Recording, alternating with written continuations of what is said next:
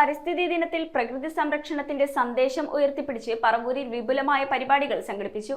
Doctor Salim അലിയുടെ പറവൂർ സന്ദർശനത്തിന്റെ സ്മരണ ഉൾപ്പെടുത്തിയ ചടങ്ങിൽ ജില്ലാ കളക്ടർ ജി പ്രിയങ്ക ഉദ്ഘാടനം നിർവഹിച്ചു.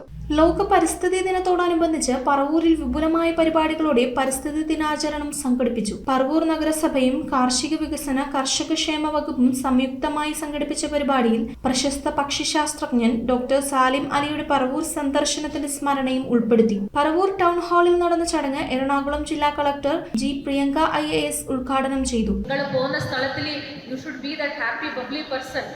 നിങ്ങളുടെ വീട്ടിലാവട്ടെ, അയൽവാസികളാവട്ടെ, കൂട്ടുകാരാവട്ടെ, you should all spread happiness. You should always be happy and smiling and spreading happiness.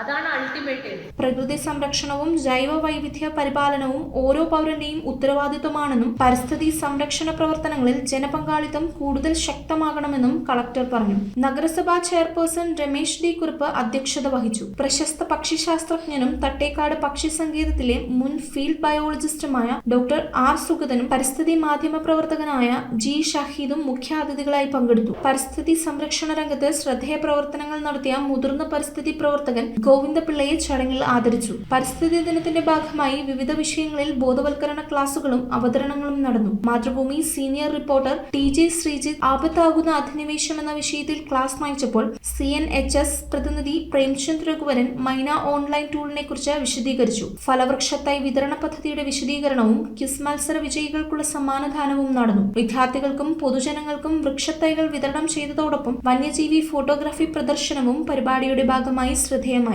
News bureau, Paravur.